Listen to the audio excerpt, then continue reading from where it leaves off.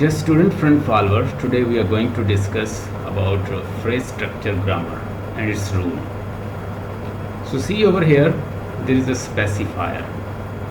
So what is specifier? What is a complement or complementizer phrase, or what is qualifier, and what is qualifier and specifier.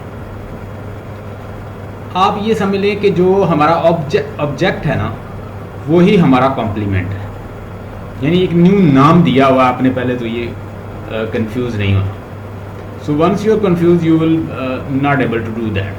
So you have seen that in sentence there is a structure subject plus verb and plus object. But now, when the grammarian and modern linguists, they have given different name. Sometimes they call, in some grammars you will see that they are calling to article determiners, quantifiers, and qualifiers, and like specifier. कहीं पे वो उसको specifier बुला रहे होंगे adverbial phrase को. तो हमने वो चीज़ों में कंफ्यूज नहीं होना. मैं थोड़ा सा आपको इसीलिए एक्सप्लेन करने जा रहा हूँ. सो सी ओवर हेयर, टीपी का मतलब क्या होता है? कोई आप में से बताएगा? टेंस फ्रेज किसको कहते हैं? टेंस फ्रेज को हम कहते हैं टीपी. एक टेंस फ्रेज यानी जो मेन ऊपर होता है, उसके बाद इसके नीचे मज़ीद एक होता है नाउन फ्रेज और एक वर्ब फ्रेज. ठीक है जी. अब वर्ब फ्रेज किसके ऊपर कंसिस्ट करता है? हमने देखा कि वर्ब फ्रेज के अंदर क्या होता है, बाज़-औक़ात यानी वर्ब होता है, और फिर उसके अंदर नॉन फ्रेज होता है. नॉन फ्रेज को आप मज़ीद ब्रेक डाउन करें तो उससे हमें कभी कभी क्या मिल जाता है, कोई डिटर्मिनर मिल जाता है. और सर ये आप एनपी में लिख रहे हैं? किसमें? एनपी में आप लिख रहे हैं वर्ब फ्रेज और नॉन फ्रेज? या बिल्कुल लिख रहा हूँ. मैंने कहा कि अगर आप वर्ब फ्रेज को ब्रेक करें तो उसके अंदर से क्या, ये चीज़ें भी उसके अंदर होती हैं. उसके अंदर वर्ब भी होता है, उसके अंदर नॉन फ्रेज भी होता है. वर्ब फ्रेज के अंदर हमने देखा ना, वर्ब फ्रेज मेन हेड होता है, तो उसके नीचे वो मेन हेड होगा, उसके नीचे जो है नोड में नाउन भी साथ लगा होता है. फिर हम उसको मज़ीद ब्रेक डाउन करते हैं. मैं आपको जस्ट बता रहा हूँ कि ये सिचुएशन आप देखें, आपने कंफ्यूज नहीं होना इसमें.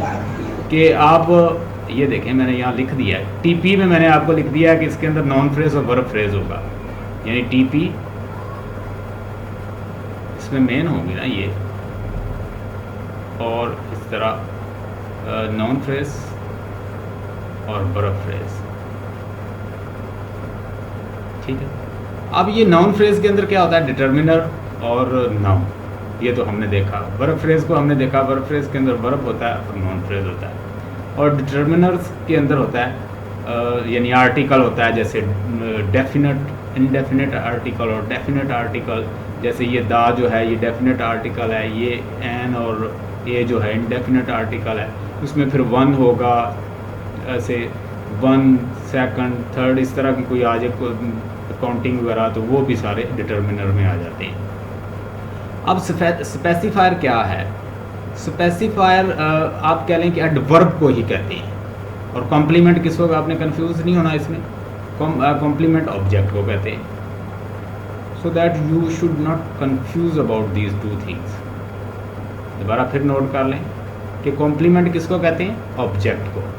यानी ये क्या आएगा, तकरीबन वर्ब के बाद आएगा. Whatever occurring after verb, it will be known as complement of that verb, and whatever occurring before verb, so it will be known as specifier. Specifier को दूसरे लफ्ज़ों में हम क्या कहेंगे? ये अब इसका सब्जेक्ट के साथ आता है, यानी वर्ब के साथ आता है. एडवर्ब कहते हैं इसको, यानी इसको हम एडवर्ब कहेंगे. इतना नोट कर लें, फिर हम आगे चलते हैं. कोई पॉइंट यहाँ पे हो तो पूछ लें. तो कल की मैं आपकी प्रैक्टिस भी देखूंगा कि आपने कितनी प्रैक्टिस की है. वो विल सी दैट. अच्छा, स्पेसिफायर क्या है? Who will tell me what is specifier? Specifier defines verb. Specifier किसको डिफाइन करता है? वर्ब को करता है। दूसरे शब्दों में हम इसे क्या नाम दे सकते हैं? Adverbial phrase. क्या कह सकते हैं? एडवर्ब। तो ये हमेशा वर्ब को कहे, इसे कहेंगे स्पेसिफायर। तो जो प्रेपोजिशन को से प्रेपोजिशन के साथ आता है और उसको डिफाइन कर रहा होता है, उसको क्या कहते हैं? क्वालिफायर। उसे हम क्वालिफायर कहेंगे। ठीक है, उसको हम क्वालिफायर कहेंगे और इसको स्पेसिफायर कहेंगे। ये नोट कर लें। अच्छा जी सर अस्सलाम वालेकुम। ये सर क्वालिफायर का साइन कौन सा है?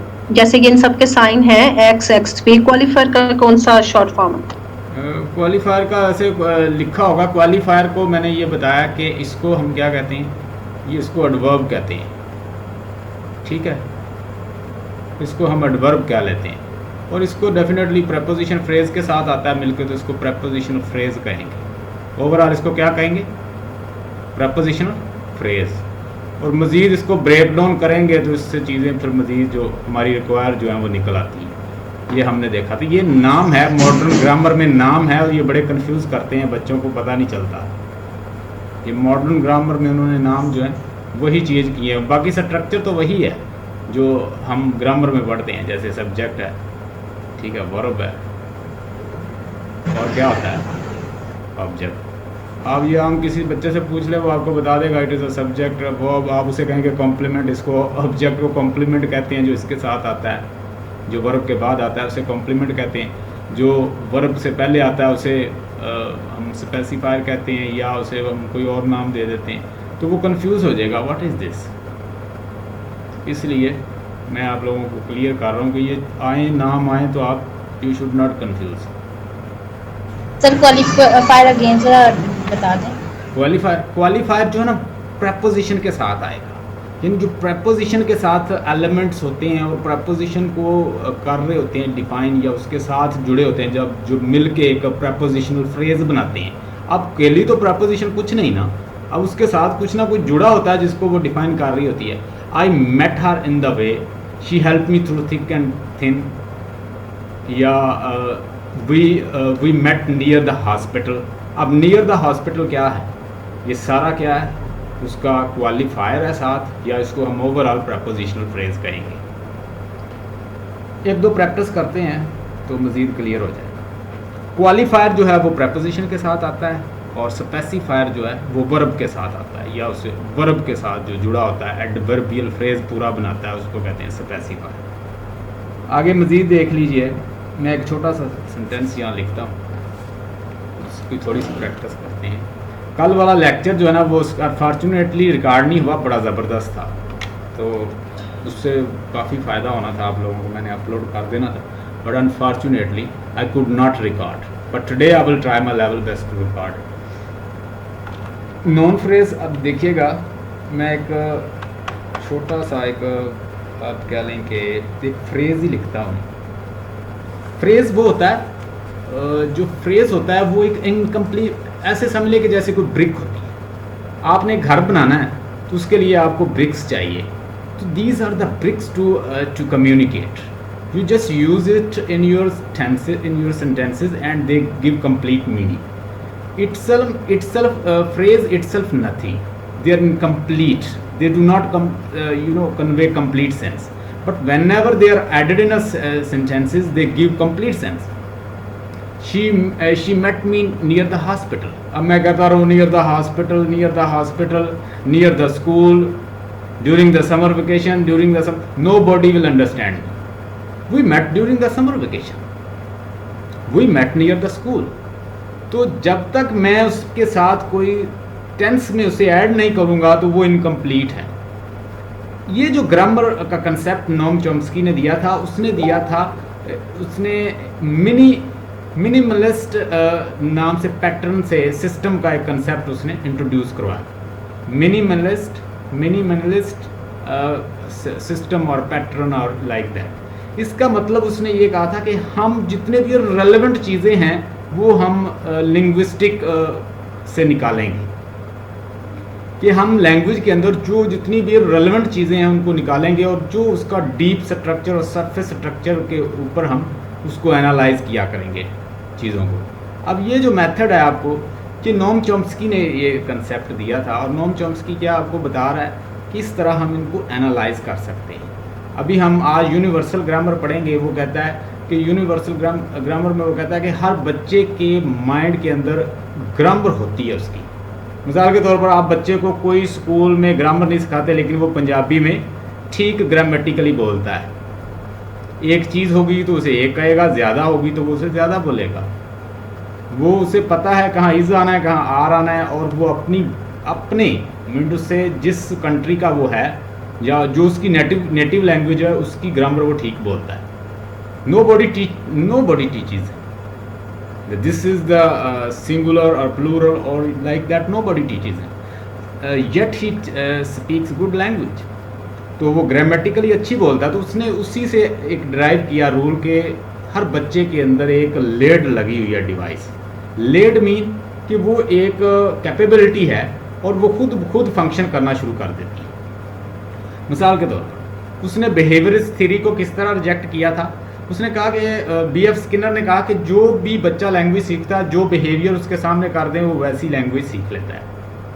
लेकिन नोम चॉम्स्की इनेट थीरिस्ट है, उसने इनेट थ्योरी का कंसेप्ट दिया था, ये जनरेटिव और यूनिवर्सल ग्रामर का कंसेप्ट उसका। उसने कहा नो, अगर बिहेवियर से सीखता होता तो बहुत सारे बिहेवियर उसके सामने नहीं होते, लेकिन वो बोलता है। अब एक सेंटेंस का तो आपने बिहेवियर उसे शो कर दिया कि भाई ऐसा ऐसा करना है, वो वैसा तो वो बोल रहा है, लेकिन बहुत सारे ऐसे बिहेवियर हैं जो उसके सामने नहीं होते, लेकिन वो लैंग्वेज तो फिर बोलता है। वो कहता है जी बिहेवियर टोटल नहीं है कि टोटली बिहेवियर बेस्ड लैंग्वेज है, ये एक इनेट कैपेबिलिटी है और ये खुद ब खुद फंक्शन करने लग जाती है।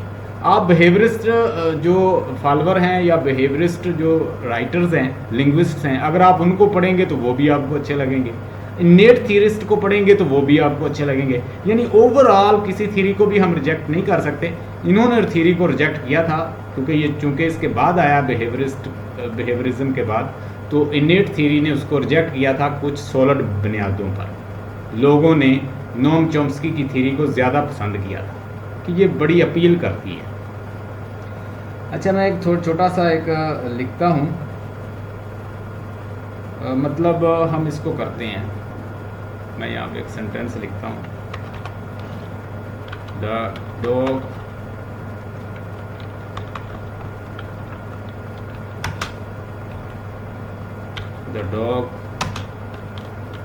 loves toys।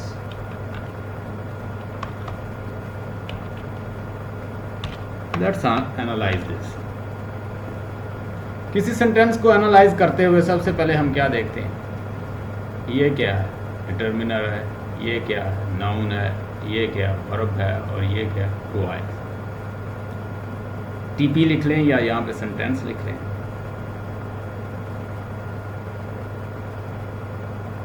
हाँ जी, ये हमारा नाउन फ्रेज है और ये हमारा क्या है, वर्ब फ्रेज है। Let's analyse. सबसे पहले इसको मैं क्या लिखूंगा, नाउन फ्रेज, और ये क्या है, वर्ब फ्रेज।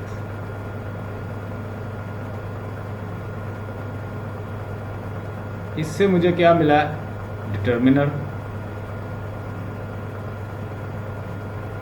जो कि हमारा दी है, ठीक है, और एक इससे और नोड निकली, वो है नाउन की। ये हमारा क्या है, नाउन है, जो कि डॉग है, और ये वर्ब फ्रेज है। वर्ब फ्रेज से चूंकि वर्ब में हमारे पास ये दो चीज़ें, एक आगे भी है जो कि टॉयज है, जो कि खुद एक नाउन है। तो मैंने जैसे पहले बताया था वर्ब फ्रेज के अंदर नाउन फ्रेज हो सकता है। अब इसको ज़रा ब्रेक डाउन करते हैं, इससे क्या क्या निकलता है। एक तो इससे निकला है तो वर्ब, और दूसरा नाउन फ्रेज। हाँ जी, वर्ब क्या है हमारे पास, लव, द डॉग लव्स, और नाउन फ्रेज से मुझे क्या मिलेगा, नाउन। तो नाउन में किसको लिख दूँ, टॉय को। यानी एक छोटा सा ये फिक्रा है जो मैंने एनालाइज कर दिया। इस तरह हम एनालाइज करते हैं। आपने जो एनालाइज किए हैं हम उनको देखेंगे, मैं उनको चेक करके आपको भेजूंगा कि जहाँ जहाँ प्रॉब्लम होगी उसको हम ठीक करेंगे।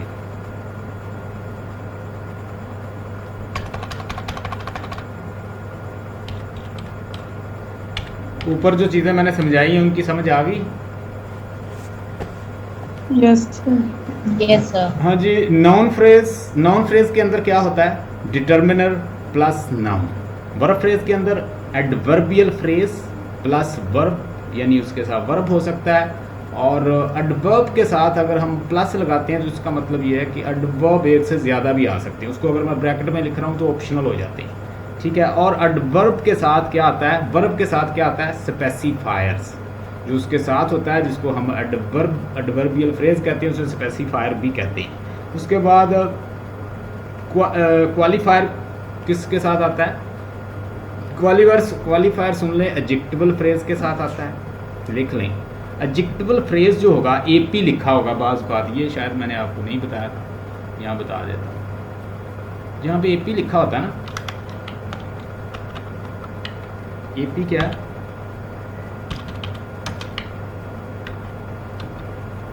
एडजेक्टिवल फ्रेज, इसको क्या कहते हैं? Adjectival phrase. अब आज सबा जो थी बड़ी परेशान थी और वो मुझे पूछ रही थी एपी आ गया सर, अब एपी क्या चीज़ है? सर मुझे भी यही नहीं समझ आई, और तो वो जो सेंटेंसेस आपने सेंड किए थे वो बहुत डिफिकल्ट थे। उससे नहीं हुआ तो वो मुझे फिर उसने सेंड किया, तो वो क्या पूछ रही थी सर ये एपी क्या है? मैंने फिर बाद में उसे एनालाइज करके सेंड किया, तो पूछ रही थी सर ये एपी क्या है? मैंने उसे बताया कि ये एडजेक्टिवल फ्रेज है। जैसे प्रपोजिशनल फ्रेज होता है हमने देखा, वैसे ही एडजेक्टिव के साथ भी जो मिल के बनते हैं वर्ड, उसको हम एडजेक्टिवल फ्रेज कह देते हैं। परेशान होने वाली क्या जरूरत? देखिए प्रपोजिशन है, इसके साथ अब मैं यहाँ पे लिख देता हूँ ड्यूरिंग द समर वेकेशन, तो ये क्या है? ये एक प्रपोजिशनल फ्रेज है। During the summer vacation, near the hospital, तो ये भी क्या है? ये भी एक प्रपोजिशनल फ्रेज है। और प्रपोजिशनल फ्रेज, कोई भी जो फ्रेज होता है वो अकेला कोई मान ही नहीं देता, उसे हम किसी ना किसी के साथ मिला के फिर उसे मान ही लेते हैं। हाँ जी। अब एक लफ्ज़ है किल द इन्वेडर, यहाँ पे वैसे मैं लिख देता हूँ किल the invader, kill the invader.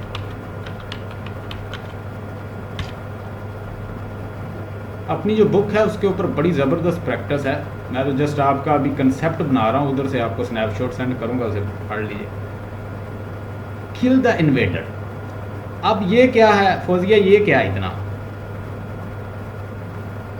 ये हमारा क्या है? ये है नाउन फ्रेज। Very good.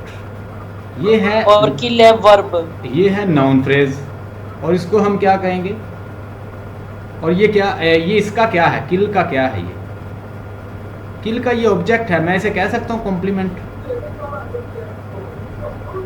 यानी जो वर्ब के बाद आता है उसे हम क्या कह सकते हैं? कॉम्प्लीमेंट। नोट कर लें बात, जो वर्ब के बाद आता है उसको हम कॉम्प्लीमेंट भी बोल सकते हैं, ठीक है। ये एक नाम है, ये भी यूज़ होगा। बाज़ का सी लिखा होगा तो आप परेशान ना हो जाइए, सी लिखा हुआ है सर नाउन फ्रेज की बात कर रहे हैं कि वर्ब के बाद आया। हाँ, जो वर्ब के बाद आता है वो उसका क्या होता है? बेसिकली उसका किल के लिए तो ये उसका ऑब्जेक्ट ही है ना, किल के बाद आया ना, किल वर्ब है तो ये उसके बाद इसका ऑब्जेक्ट है, kill the invader. So we call it complement as. हम इसे कॉम्प्लीमेंट भी बोल सकते हैं, नाउन फ्रेज भी बोल सकते हैं। यू शुड नॉट कंफ्यूज, मैं आपको ये समझा रहा हूँ बस। उसके बाद हाँ जी, और क्या है? ये क्या है? ये वर्ब है। ये क्या? डिटर्मिनर है। और ये क्या है? नाउन है। इतने को मैंने बताया इतना बस आपको कि इसको ऑब्जेक्ट बोलते हैं। किसका ऑब्जेक्ट है? किल का, जो किल के बाद आया। जो लास्ट में आता है इतना तो हमें पता है ना, जो लास्ट में आता है वो ऑब्जेक्ट होता है, जो शुरू में होता है वो सब्जेक्ट होता है। तो इसमें जो है वर्ब भी जो है वही काम परफॉर्म कर रहा है। तो ये कौन सा ये सेंटेंस बनेगा? जो चीज़ वर्ब से स्टार्ट होती है उसको कौन सा सेंटेंस के नाम से बोला जाता है? कम्प्लीमेंट के नाम से। किसके नाम से? उसको बोला जाता Complement है, of the- उसको बोला जाता है imperative sentence. Imperative sentence, whenever sentence starts with the first form of verb, जैसे open the door, मैं आपसे कहता हूँ open the door, it is a imperative sentence। ये एक imperative sentence। अब एक और देखते हैं, छोटी सी प्रैक्टिस, काफ़ी है प्रैक्टिस मेरे पास, फिर असाइनमेंट भी हम इंशाल्लाह देखेंगे।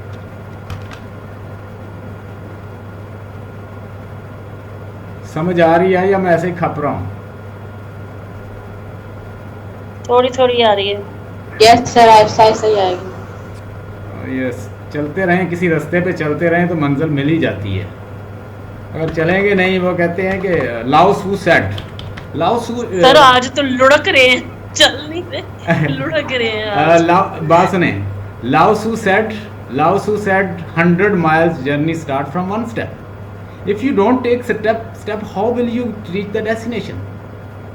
So you need to step ahead while you moving back. So think about this. Under my house, अब मैं आपको प्रपोजिशन की प्रैक्टिस थोड़ी सी करवाता हूँ। अंडर माई हाउस या कुछ भी कह लें, अंडर माई हाउस ये क्या है फौजिया? कोई बता दे मुझे, ये सारा क्या है? अंडर है प्रपोजिशन, ये मैं सारा ओवरऑल पूछ रहा हूँ। ये ओवरऑल एक प्रपोजिशन फ्रेज है। ओवरऑल क्या है? ये सारा एक प्रपोजिशन फ्रेज है। Let's analyse this sentence. असल में ये 3 का जो वर्जन है ना, इस्तेमाल करना। तो सर इसके अंदर ये जो माई है और ये जो हाउस है, ये बताता हूँ। ये सारा एक प्रपोजिशन है, प्रपोजिशन फ्रेज है। मैं सारा दिन कहता रहूँ under my house, it will not convey any meaning. It is under एक प्रपोजिशन है ना, और ये माई हाउस जो इसके साथ है, ये इसका माई हाउस, इसका ये नाउन फ्रेज है। इतना ये डिटर्मिनर है माई, और ये इसका नाउन फ्रेज है। So let's analyse. मैं इसको एनालाइज करके आऊँ। हाँ जी, सबसे पहले क्या आएगा इसके साथ? Preposition phrase. ठीक है, अब प्रपोजिशन फ्रेज और प्रपोजिशन फ्रेज को ज़रा करें, ब्रेक करें, तो इससे एक प्रपोजिशन निकल आएगा और एक क्या निकल आएगा? Noun phrase.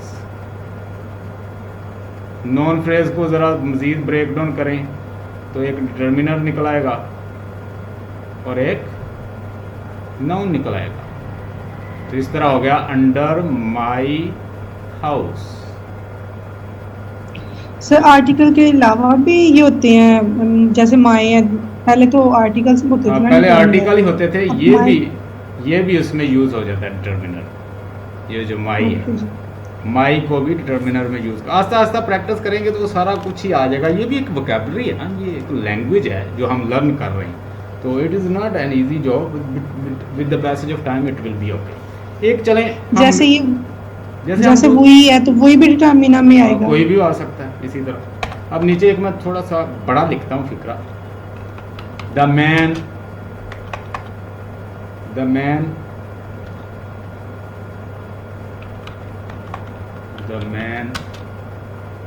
really,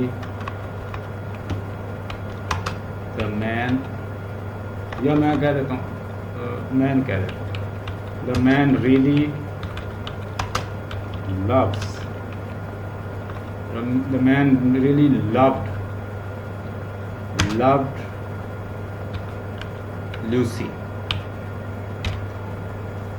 man really loved Lucy एक छोटा सा एक सेंटेंस है आपके सामने। लेट्स इसको थोड़ा सा एनालाइज करते हैं।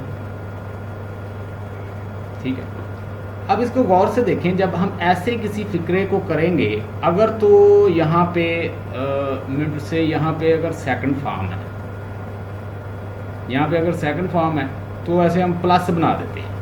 ठीक है, टेंस के साथ जो यहाँ पे टेंस स्टार्ट में जो लिखेंगे ना, उसमें प्लस लगा देंगे। उसमें यहाँ पे हम टेंस लिखते हैं सेंटर में, और यहाँ पे वैसे टीपी आता है, या एस भी लिख लें तब भी ठीक है, टीपीएस जो भी लिखा हो आपका ठीक होगा। ये क्या है, इसमें एक नाउन फ्रेज होता है और एक वर्ब फ्रेज। अब लेट्स, आप मेरे साथ मिल के थोड़ा सा एनालाइज कीजिए और हम इसको देखते हैं। अच्छा,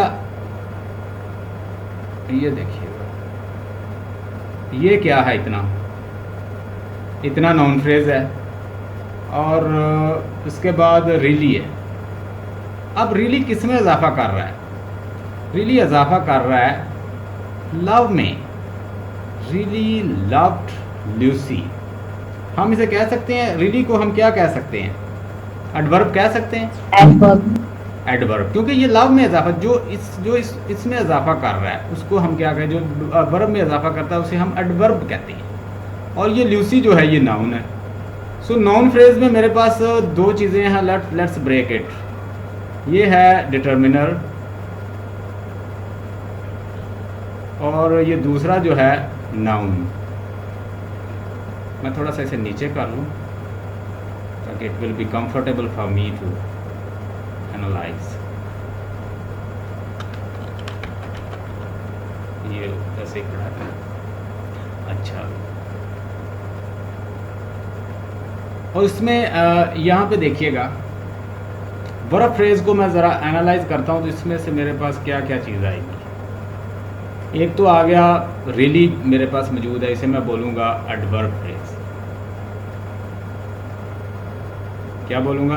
एडवर्ब फ्रेज, यानी एडवर्ब मौजूद है।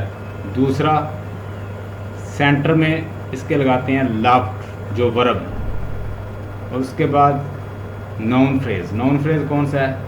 लूसी। तो यहाँ पे मैं लिखूँगा नाउन फ्रेज। हाँ जी, एडवर्ब में मेरे पास क्या रिली है,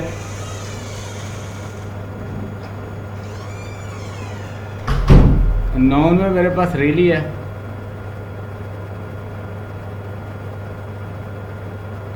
और इसमें वर्ब में मेरे पास क्या है? लव्ड। और उसके बाद नाउन फ्रेज में क्या है? लूसी। या सिंपली मैं ऐसे खींच के एक नोड और यहाँ पे एन लिख के तो नीचे उसको लूसी लिख सकता हूँ, वैसे भी लिख दूँ तो ठीक है। तो ये मैंने इसको एनालाइज कर लिया।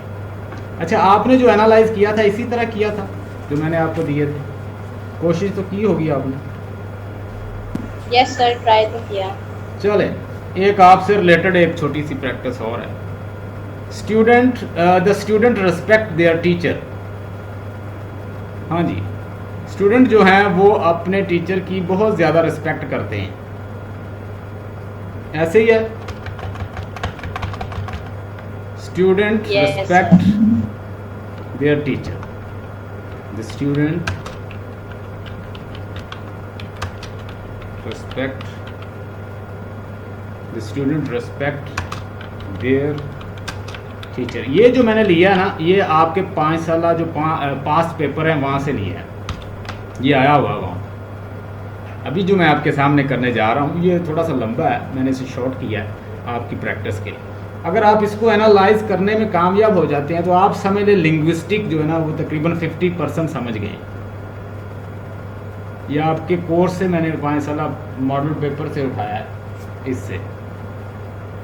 ये मेरे पास है पास पेपर, इसी से मैंने निकाल के मैंने सोचा चले इधर से आपको बुलाता हूँ। अच्छा जी, लेट्स एनालाइज टुगेदर। पहले आप मेरी हेल्प करें, ये क्या है? इतना क्या है? Noun phrase. Noun phrase. ठीक है, ये आप अपने माइंड में भी कर सकते हैं, मैं तो समझाने के लिए कर रहा हूँ ना आपको। आप वहाँ पे एग्ज़ाम में भले आप अपने माइंड में बना लें। ये क्या है? वर्ब। और ये क्या है? There teacher. ये डिटर्मिनर है। ये क्या है? यहाँ पे डिटर्मिनर यूज़ होगा इसका, हम इसे डिटर्मिनर कहेंगे। ये नाउन। So let's analyse. यहाँ पे मैं लिखूँगा TP,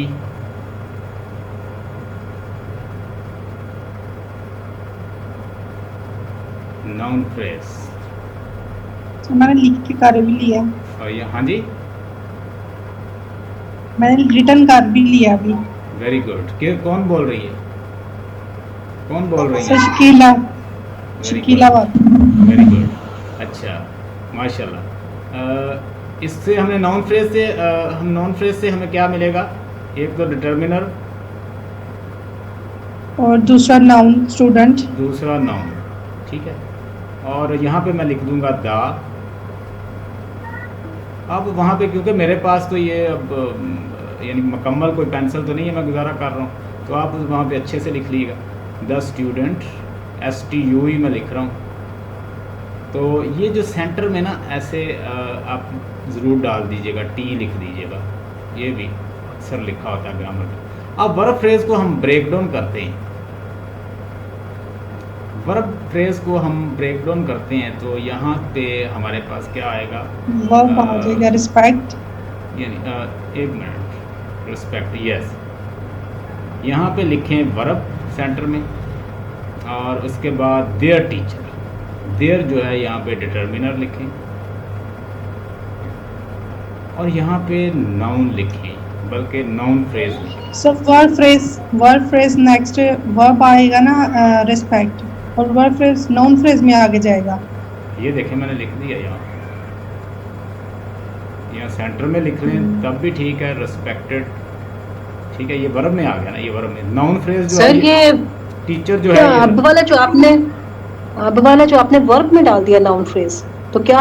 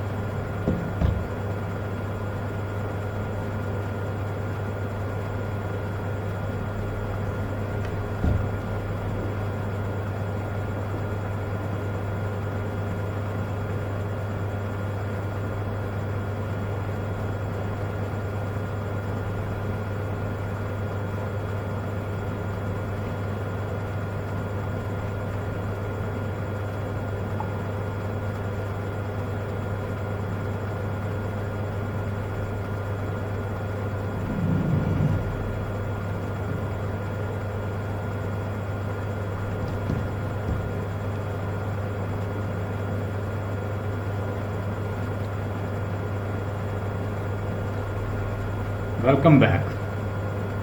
hope you are all present और सारे मौजूद हैं, कोई ऐसा पार्टिसिपेंट ना हो जो रह जाए।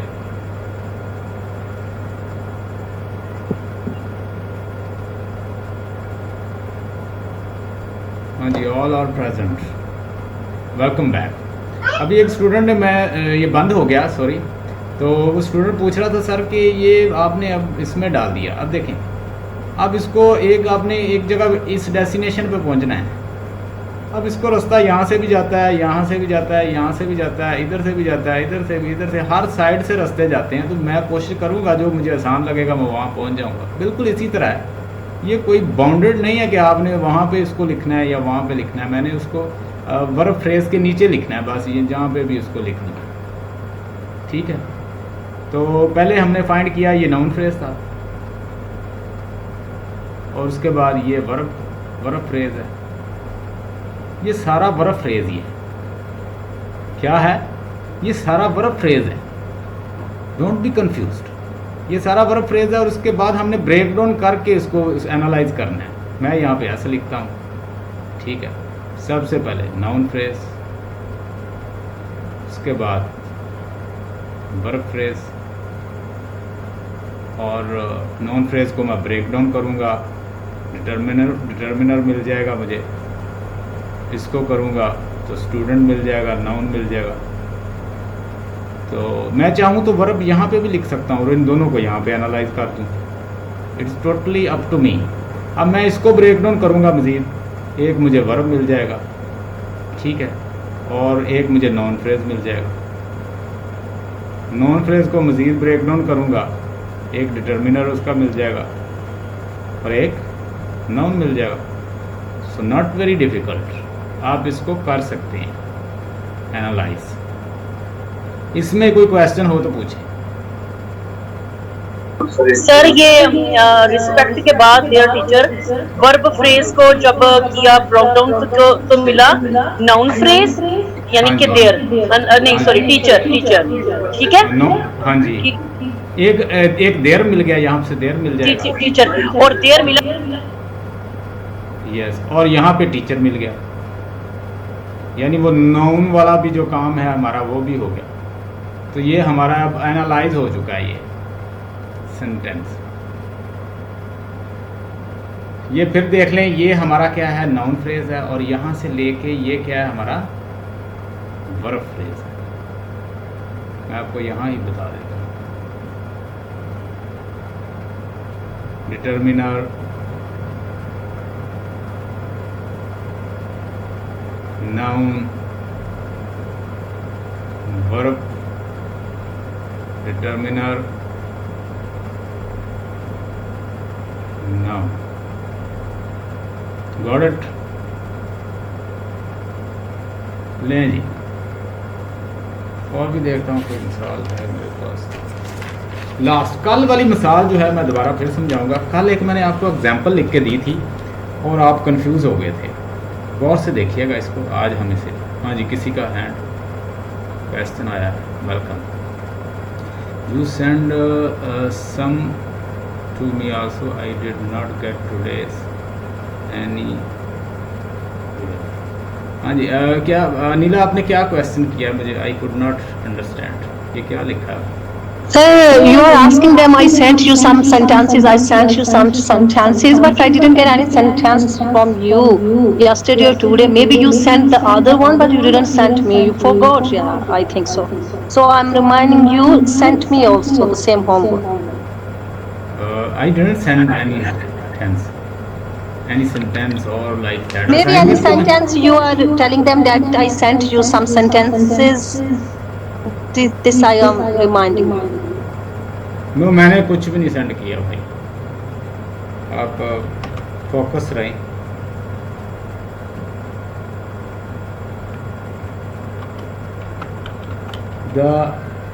The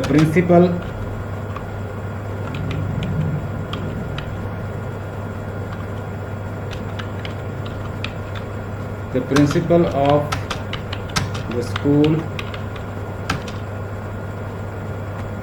the principal of the school give me a raise, give me a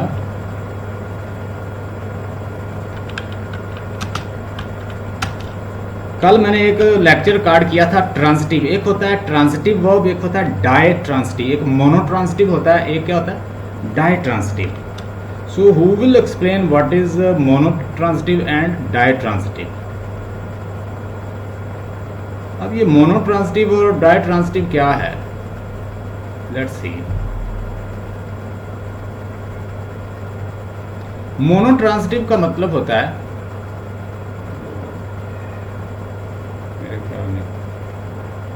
screen जो है वो चली गई, दोबारा शेयर करते हैं। एक होता है मोनो ट्रांसिटिव, इस पर मैंने रिकॉर्ड किया लेक्चर, सुन लीजिएगा, आपने नहीं सुना होगा, ये बहुत कंफ्यूज करते हैं मोनो ट्रांसिटिव और डाई ट्रांसिटिव। ट्रांसिटिव वर्ब, अब इन दोनों में फर्क कौन बताएगा। Mono transitive verb, mono transitive verb का मतलब है कि ऐसा वर्ब जिसको सिर्फ जिसका एक ही ऑब्जेक्ट होता है, monotransitive. Ditransitive mean verb is having two object, उसके दो ऑब्जेक्ट हैं। अब जो मैंने कल आपको ये दिया था, ये वर्ब इसलिए कंफ्यूज कर रहा था आपको क्योंकि इसके दो ऑब्जेक्ट थे और बिल्कुल आपको समझ नहीं आ रही थी, आप बड़े कंफ्यूज हुए। फिर मैंने इसके ऊपर एक लेक्चर भी बनाया क्योंकि मैं ये ग्रामर में पढ़ाता रहता हूँ, तो मुझे ये पता था। कल मेरे पास टाइम नहीं था, मैं आपको एक्सप्लेन नहीं कर सका। The principal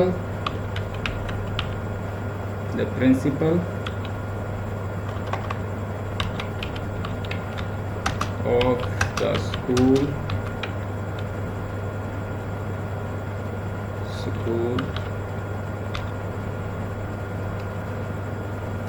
the principal of the school give me a raise, give me a raise। अब इसे गौर से देखें तो इसके अंदर दो आपको वर्ब इसके ऑब्जेक्ट नजर आएंगे। गिव जो है the principal of school gives me, give me a raise, gives me a raise या गिव कर गिव्स मी अ रेज। एक तो इसका ये है ऑब्जेक्ट मी और एक इसका ये ऑब्जेक्ट, ये दो ऑब्जेक्ट हैं इसके अंदर। अब हमने इसको कल भी किया था, इसको दोबारा से करते हैं, लेट्स डू। हाँ जी, फर्स्ट ऑफ ऑल ये क्या है, ये हमारा नाउन फ्रेज है, ठीक है। और the principal of school give me a raise, यहाँ से यहाँ तक क्या है, प्रपोजिशनल फ्रेज, और यहाँ से गिव, ये एक ओवरऑल ये वर्ब फ्रेज है सारा, ये क्या है वर्ब फ्रेज। लेकिन इसके अब ऑब्जेक्ट दो हैं तो हमने इनको अब दोनों को हमने हैंडल करना है, ठीक है। एक तो इसमें ये आता है गिव जो इसका वर्ब है, एक इसका ये है, ये भी नॉन फ्रेज में आएगा, और आ रेज जो है ये भी नॉन फ्रेज में आएगा। लेट्स डू दैट, चलो इसे करते हैं। सेंटेंस नॉन फ्रेज, ठीक है। और सेंटर में ये ज़रूर लिख लीजिएगा टेंस, इसको वैसे टेंस ही होता है ये, और यहाँ पे हम लिखते हैं वर्ब। अब नॉन फ्रेज को मैं ब्रेक डाउन करूँगा तो मुझे ये चाहिए और ये चाहिए। आई नीड डिटर्मिनर,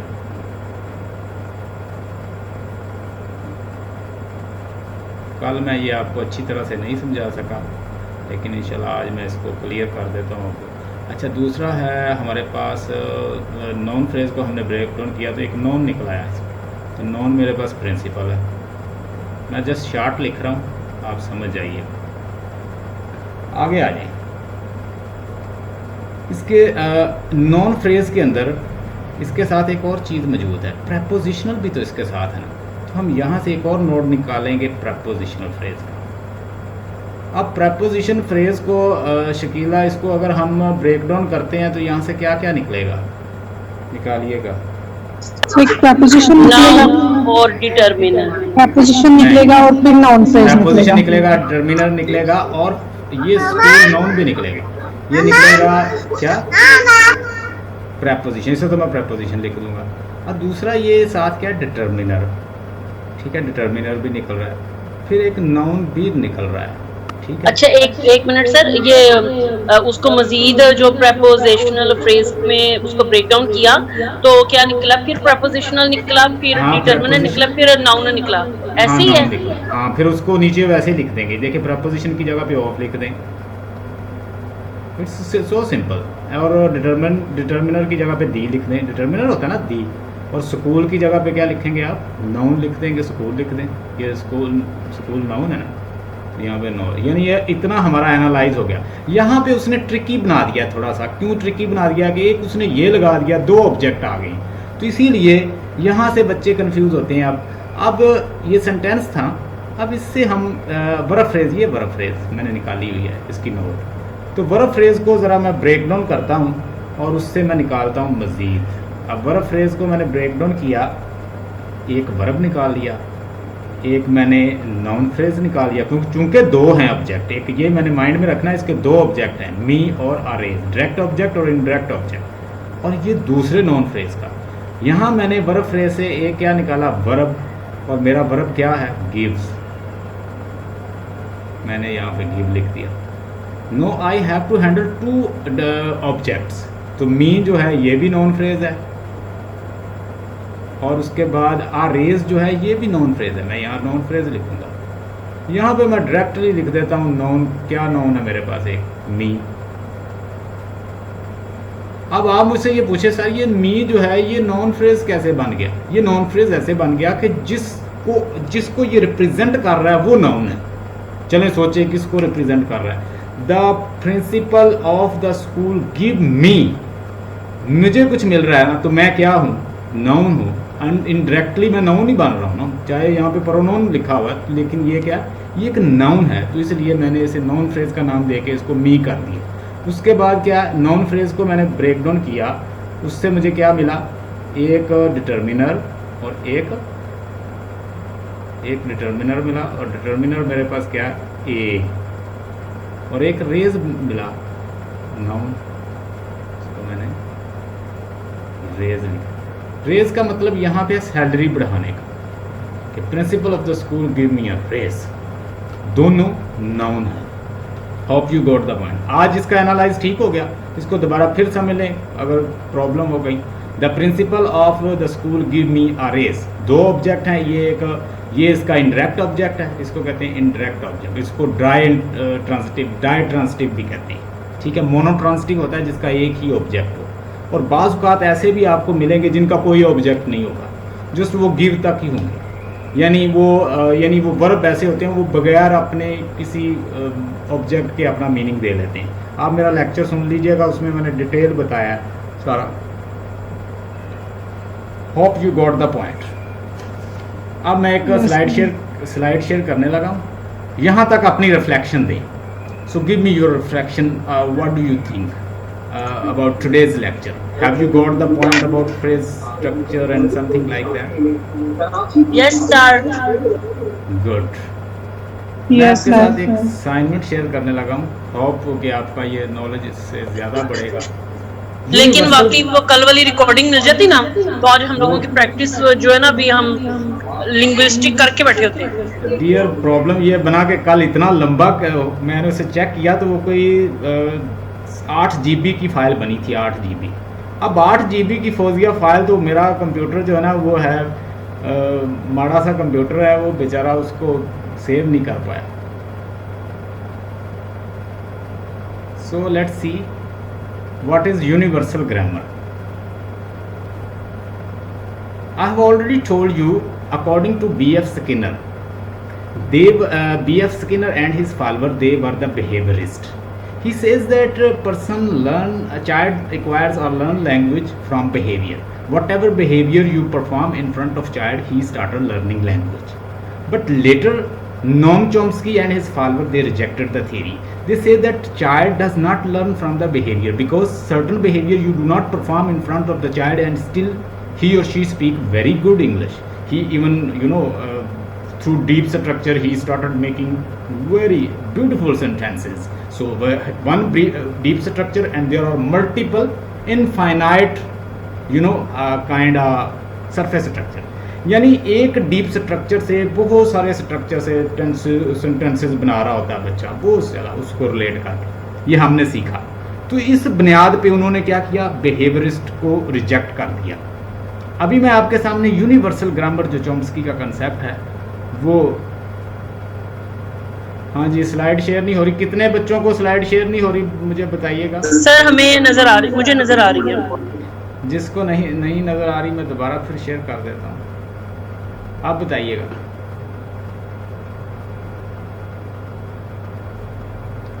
हाँ जी अभी शकीला आ रही है आपको नजर? जी बोलिए प्लीज। Yes sir. फिर नहीं, आपको नजर आई? Yes sir.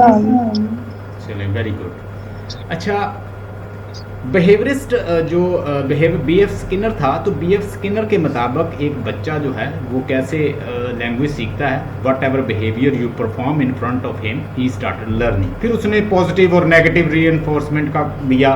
मिसाल के तौर पर आप अपने टीचर के या बॉस के कमरे में जाते हैं, तो आप अगर सुबह मॉर्निंग टाइम जाते हैं तो वो बड़ा खुशी से आपको चाय भी पिलाता है और बड़ा अच्छे से बिहेव करता है। लेकिन आप 12 बजे के बाद जाते हैं तो वही आपका टीचर या बॉस आपको डांट देता है और कहता है निकल जाओ।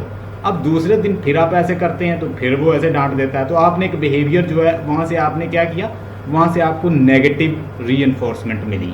क्या आपने कहा भाई 9 बजे जाऊँ तो चाय भी मिलती है और बिठा भी लेता है, और अगर मैं 12 बजे या 11 बजे जाता हूँ तो डांटता है, तो ही यू हैव फॉर्म्ड ओपिनियन।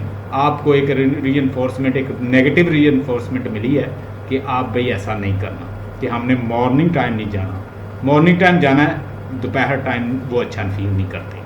ठीक है। और इसी तरह पॉजिटिव रीइंफोर्समेंट का कंसेप्ट दिया कि एक बच्चा है वो अगर पढ़ रहा है, मिसाल के तौर पर उसे आप कहें कि 2 और 2 टॉफ़ी जो हैं वो कितनी होती हैं, तो वो आपको 4 बता दे, आप उसको 1 टॉफ़ी दे दें। फिर आप कहें 4 और 2 कितनी होती हैं, वो 6 बता दे, आप उसको 2 टॉफ़ी दे दें। तो वो कोशिश करेगा ज़्यादा से ज़्यादा लर्न करने की। वो इस तरह की उसने कहा कि पॉजिटिव रीइंफोर्समेंट है, कि बच्चे को अगर आप कोई पॉजिटिव रीइंफोर्समेंट देते हैं ना, तो वो बच्चा वो जो काम होता है रिपीट करता है। यानी आपका वर्क कैसे रिपीट होगा, जैसा आपको रीइंफोर्समेंट मिलेगा। अगर आपने बुरा काम किया, ऊपर से एक थप्पड़ पड़ जाए, तो आप दोबारा करेंगे वो?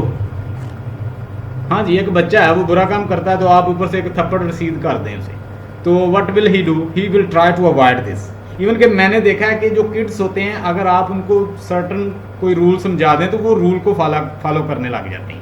इवन कि आप देखें एक टीचर, चूँकि मैंने DPS में भी पढ़ाया है, सिटी स्कूल में भी पढ़ाया, इस तरह के बहुत सारे स्कूल्स में पढ़ाता रहा हूँ पहले, तो मैंने क्या देखा कि जब हम बच्चों को पढ़ाते थे तो क्या देखते कि बच्चे हमारी आई कांटेक्ट से हमें जज कर लेते कि बिहेवियर कैसा है। मिसाल के तौर पर बच्चा जहाँ पे थोड़ा सा इधर उधर डिविएट होता है टॉपिक से, तो आपका लहजा टोन जो है चेंज हो जाए, बच्चा फ़ौरन समझ जाता, खामोश हो जाता।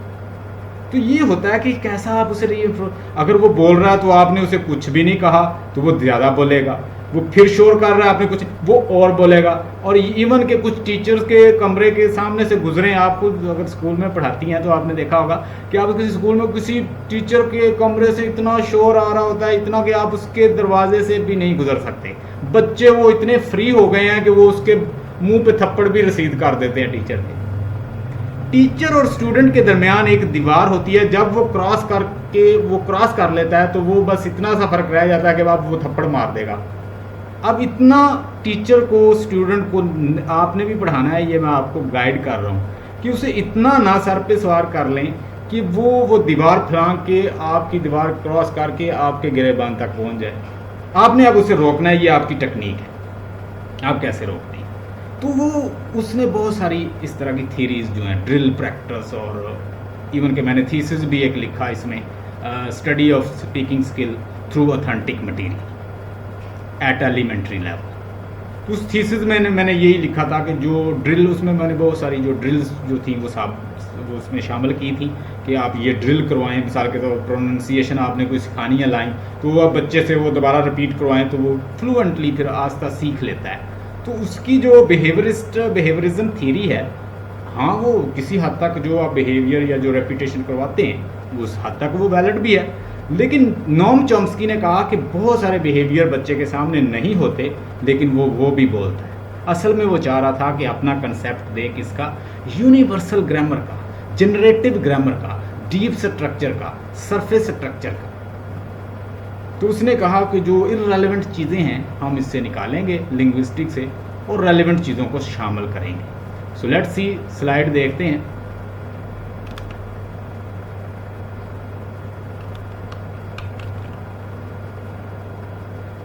हाँ जी, अब कुछ नजर आया। Transformational grammar, what is transformational grammar? Yes dear student, Which transfer from one generation to next? Transformational grammar mean he wants to give you concept of deep structure, generative grammar, जैसे ये अभी आप कर रहे हैं। तो ये कंसेप्ट किसका है? ये नोम चॉम्स्की का है। अब नोम चॉम्स्की को हम डिस्कस करने लगे हैं और वो आपको बताएगा कि किस तरह उसकी थ्योरी जो है वो ज़्यादा बेस्ट है बिहेवियरिस्ट थ्योरी से। उसकी थ्योरी का नाम क्या है, याद कर लें, इन्नेट थ्योरी। वो कहता है कि हर बच्चे के उसके अंदर, उसके माइंड के अंदर एक लगी है डिवाइस, उसको उसने नाम दिया लेड का। So LAD device is in the mind of the child and whether you teach them or not it will start functioning automatically. वो खुद ब खुद यानी फंक्शन करने लग जाएगी और जो जब एज आती है तो वो खुद ब खुद फंक्शन करने लग जाती है। लेकिन फिर भी अगर अकेली किसी भी थ्योरी को आप वैलिड नहीं कह सकते। मैं फिर कह रहा हूँ कि हमने इतनी थ्योरीज पढ़ी थी कैथरीन बेल्से को जब हमने स्टडी किया तो उस पर भी आखिर में यही लिखा हुआ था कि कोई एक थ्योरी नहीं, मिला के हम थ्योरीज को इस्तेमाल करते हैं। So let's see, transformational grammar bye Chomsky, in fact a device for the generating sentence in the language. It generates only the well-formed or the grammatically correct sentence of the language, since it is meant to create the rules and principles which are in the mind of the brains of the native speaker. वो कहता है कि her native speaker के mind में उसकी grammar होती है। उसको उसने नाम क्या दिया? यूनिवर्सल। अब आप यहाँ पे कंफ्यूज होंगे, मेरे माइंड में इंग्लिश तो नहीं है लेकिन आपके पास पंजाबी या उर्दू जो आपकी नेटिव लैंग्वेज है उसकी ग्रामर तो ज़रूर होगी। भले आप कहीं सीखें या ना सीखें, बहुत सारे वर्ड्स जो हैं मुझे पंजाबी, क्योंकि पंजाबी हमारी मदर टंग है तो हमें बहुत सारे पंजाबी के जो वर्ड्स हैं वो बड़े अच्छे से आते हैं। भले हमने कहीं नहीं सीखी, मैंने पंजाबी कहीं नहीं सीखी, लेकिन मुझे पता है कि मैंने उसको ग्रामर के लिहाज से, यानी पास्ट की बात करनी तो क्या करनी है, प्रेजेंट की क्या करनी है, मैंने कहीं से नहीं सीखा। But I know and you people know as well, और आप लोग भी जानते हैं। उसने उसको नाम दिया, भाई ये जो है ये यूनिवर्सल ग्रामर है जो हर बंदे के अंदर मौजूद है। Device for the generating sentence in a language, it generates only the well formed, और बड़ी वेल फॉर्म्ड जनरेट करती है grammatically correct sentence of a language, since it is meant to create rules and principle which are in the mind and brain of the native speaker. और native speaker के ये built in होती है, native speaker के mind में built in ये होती है। नेक्स्ट स्लाइड नहीं हो रही, I think there is a problem.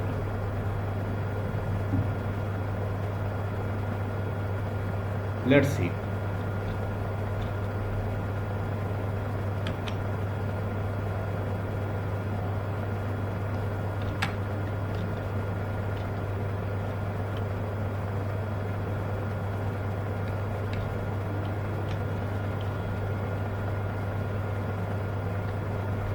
ये next slide, transformational process of the syntactic structure according to Chomsky.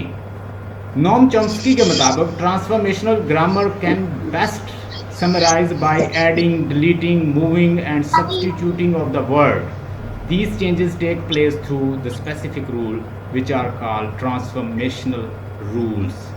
इसने कहा कि जब हम इन ट्रांसफॉर्मेशनल रूल्स जो हैं वो अपनाते हैं तो बहुत सारी चीज़ों को हम ऐड कर सकते हैं, डिलीट कर सकते हैं, एक्स्ट्रा चीज़ों को निकाल सकते हैं। जैसे हमने देखा जब हम फ्रेज स्ट्रक्चर के ज़रिए बना रहे थे, एनालाइज कर रहे थे, तो उसने हमें लिखवाए रूल लिखवाए तो उसमें कुछ ऑप्शनल चीज़ें लिखाई।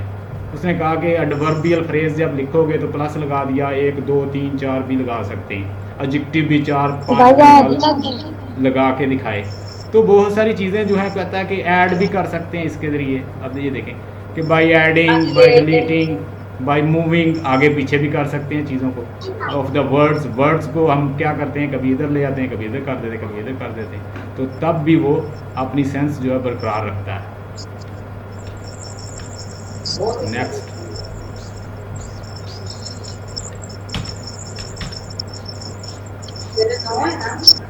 स्टूडेंट्स माइक ऑफ कर दें प्लीज, आप दोनों अपने माइक काइंडली ऑफ कर दें।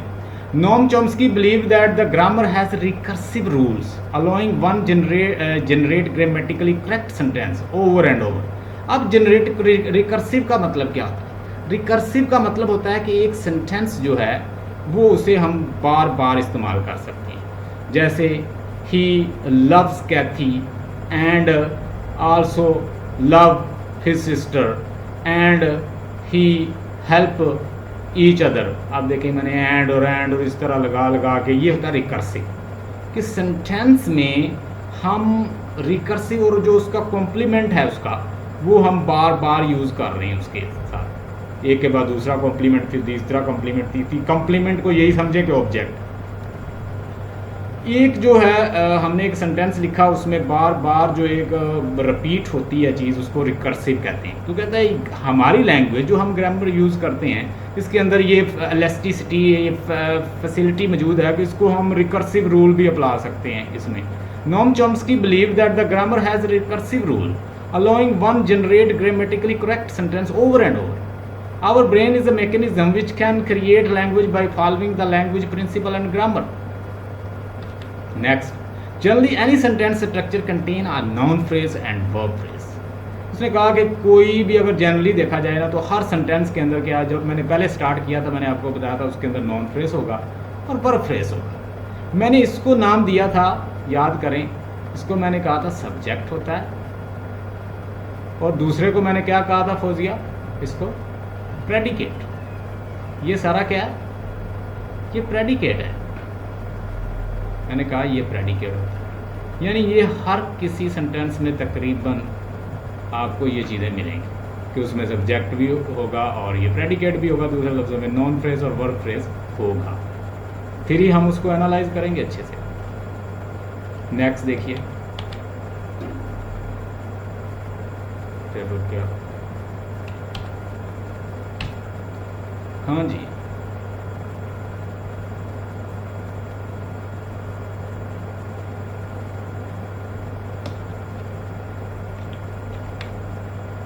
किसी का कोई क्वेश्चन है?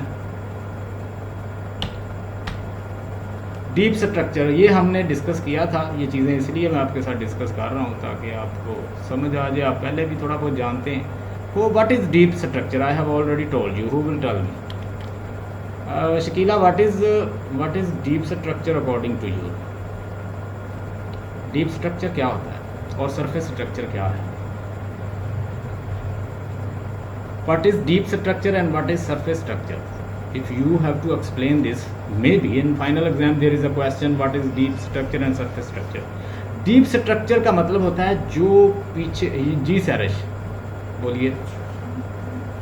यस सर, जिसमें हम वर्ब, इसमें सब्जेक्ट और वर्ब ऑब्जेक्ट को पॉइंट आउट करते हैं डीप पे जब हम इस चीज को देखते हैं। ये जो हम तो वर्क कर रहे हैं, मेरी बात सुने, ये जो हम जनरेटिव ग्रामर का वर्क कर रहे हैं, नॉन फ्रेज, वर्ब फ्रेज, ये सारा फाइन डीप स्ट्रक्चर ही तो कर रहे हैं उसका। ये डीप स्ट्रक्चर का ही वर्क कर रहे हैं ना। डीप स्ट्रक्चर की बुनियाद पे फिर आगे जितने मर्जी सेंटेंस जो है फॉर्म करते जाए। अब मैंने आपको बताया था डीप स्ट्रक्चर क्या होता है। बेसिकली वो कहते हैं कि डीप स्ट्रक्चर की बेस पे सरफेस स्ट्रक्चर बन जाता है। मिसाल के तौर पर मैं एक लफ्ज़ बोलता हूँ, he likes computer, he likes computer. अब मैं उसे बना सकता हूँ he does not like speaker, does he like speaker, why does he like computer, does he like computer. तो अब स्ट्रक्चर तो एक ही था ना, subject plus verb first form या ऑब्जेक्ट, ये उसका एक स्ट्रक्चर था मेरे पास, या नाउन फ्रेज या वर्ब फ्रेज का एक स्ट्रक्चर था। मैंने उसे क्या कहा, सब्जेक्ट प्रेडिकेट। मैंने अब उसके उस स्ट्रक्चर की बुनियाद पे कितने सेंटेंस बना लिए, उसको इम्पेरेटिव भी बना दूँ, उसको नेगेटिव भी बना दूँ, पॉजिटिव भी, डिक्लेरेटिव भी, जो सा मेरा दिल करे मैं उसकी बेस पे बनवाता जाऊँ। वो सारे मैं डीप स्ट्रक्चर की बुनियाद पे तो बना रहा हूँ। बास बात एक स्ट्रक्चर होता है, उसके दो जो होते हैं वो डीप स्ट्रक्चर के भी दो मानी बन रहे होते हैं। फिर हमने जैसे मैंने वो दो ऑब्जेक्ट आए तो मैंने उसको कैसे एनालाइज किया, फिर हम उसको ऐसे एनालाइज करके बताते हैं।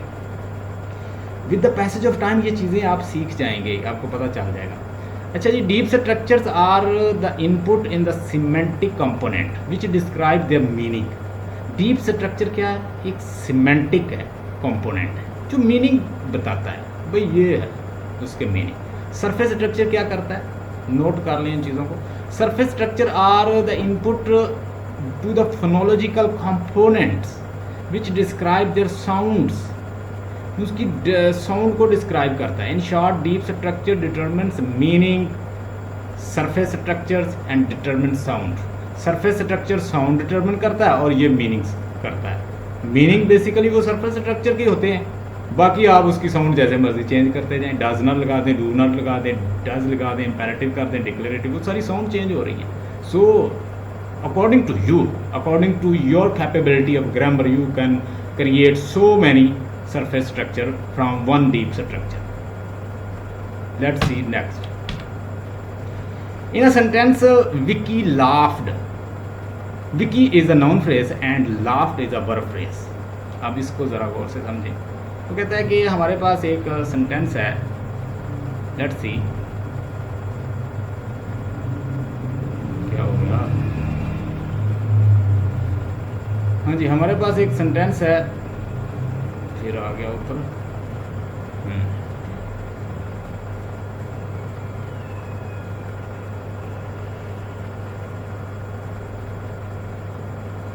हमारे पास एक सेंटेंस है, इधर से माउस हुआ पड़ा है।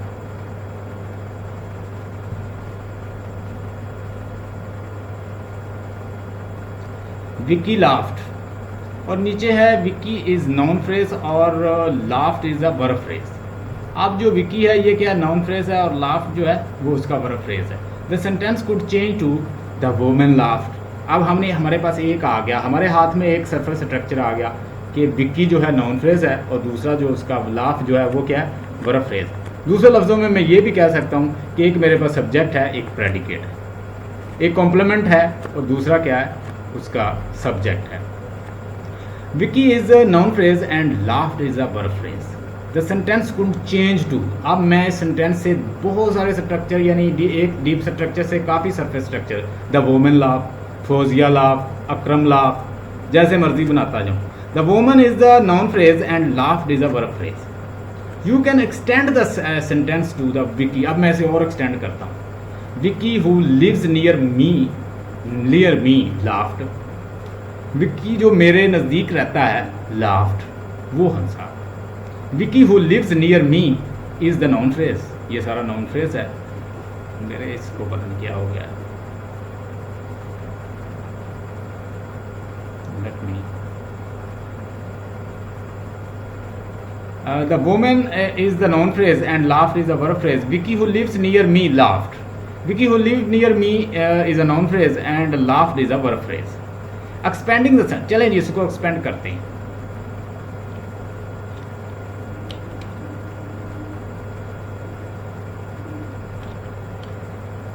हाँ जी, Vicky who lives near me laughed. Vicky who lives near me is the noun phrase, laughed is a verb phrase. Expanding the sentence, हम इसको एक्सपेंड करते हैं। Vicky who lives near me laughed loudly. आप मुझे बताएं ये लाउडली क्या है यहाँ पे। Loudly is you know it's a adverb. किसको कर रहा है, किस में इजाफा कर रहा है, लाफ्ड में। Vicky who lives near me laughed loudly. The noun phrase consist of Vicky who lives near me and the verb phrase is laughed. Next slide हो जाती है। अब इसका सरफेस स्ट्रक्चर क्या करता है, वो फोनोलॉजी को करता है। डिफाइन कि उसकी फोनोलॉजिकल क्या है उसकी। अब देखिएगा फोनोलॉजी। अब ये सरफेस स्ट्रक्चर में क्या होती है, उसकी फोनोलॉजी होती है। उसके बाद ट्रांसफॉर्मेशनल जो रूल्स हम उसके ऊपर लगाते हैं डेरिवेशन करने के। उसके बाद डीप स्ट्रक्चर जो सिमेंटिक लेवल पे होता है, यानी अंडरस्टैंडिंग किस पे, डीप स्ट्रक्चर लेवल पे होती है। और उसके बाद इसी डीप स्ट्रक्चर से हम उसकी फोनोलॉजी जो है साउंड चेंज करके आगे पीछे उसको करके और बहुत सारे हम बना लेते हैं। The helical lines connecting the deep structure to the surface structure and represents the transformational sir cycle slide share नहीं introduced। हुई, स्लाइड Slide? शेयर नहीं हुई। अच्छा, स्लाइड का मसला है। एक मिनट, अब देखिएगा शेयर हुई है। Yes sir. ओ लो, मैं भी कह रहा हूँ कोई मसला है, मैं इधर से मुझे शेयर हो रही है आप। अच्छा, ये सरफेस स्ट्रक्चर है और ये क्या है, ट्रांसफॉर्मेशनल जो रूल हम उसके ऊपर लगाते हैं, ये उसका डीप स्ट्रक्चर है। अब डीप स्ट्रक्चर जो है वो क्या सेंस देता है हमें, हम सेंस से फिर उसके साथ साउंड लगा के नई नई, जैसे Vicky laughed near me, Vicky laughed, Vicky who lives near my house laughed, Vicky laughed loudly. अब मैं उसकी साउंड चेंज करता जा रहा हूँ, उसी सिमेंटिक लेवल पे क्या है, डीप स्ट्रक्चर है ये वाला डीप स्ट्रक्चर है। और फोनोलॉजिकल लेवल पे ऊपर देखें ज़रा, यहाँ पे ये फोनोलॉजिकल लेवल पे क्या सरफेस स्ट्रक्चर है। जैसे जैसे मैं साउंड चेंज करता जा रहा हूँ और मैंने कितनी चेंज की और मैंने वो बना ली, तो like that we can make new sentences, हम नए नए सेंटेंसेस जो है फॉर्म कर सकते हैं। Got it. अब नेक्स्ट देखिएगा स्लाइड, नेक्स्ट स्लाइड है,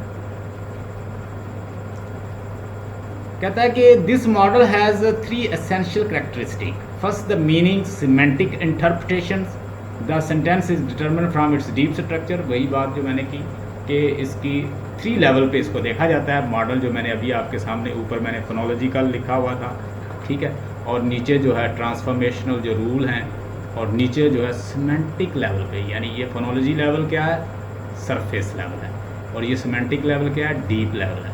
ये डीप लेवल है और ये सरफेस लेवल है। सरफेस लेवल क्या, फोनोलॉजिकल चेंजेस करके हम नए नए मिनट से बना लेते हैं सेंटेंसेस। और एक डीप स्ट्रक्चर जो है वो सेंस लेवल पे होता है, सिमेंटिक लेवल पे। सिमेंटिक का मतलब क्या था, related to sense. This model has 3 essential characteristic. First the meaning और सिमेंटिक। मैंने अभी बताया कि सिमेंटिक जो क्या किस लेवल पे होता है, मीनिंग लेवल। किसके मीनिंग क्या है, ठीक है। उसके बाद फिर हम वो चेंज करके और नए नए बनाते रहते हैं उसी की बेस पे। Interpretation of the sentence is determined from the deep structure. Second के लेवल पे हम क्या देखते हैं, the pronunciations or phonetics. Interpretations of the sentence is determined from the surface structure. And third level पे हम क्या देखते हैं, the rule of the transformations is seen as converting us semantically relevant level to the linguistic descriptions and to the phonetically relevant level। और फिर हम क्या transformational mean के उसको हम करते रहते हैं, जैसे उसको रूल अप्लाई करके, जैसे हम उसमें ग्रामर में हम करते हैं। So let me clear this.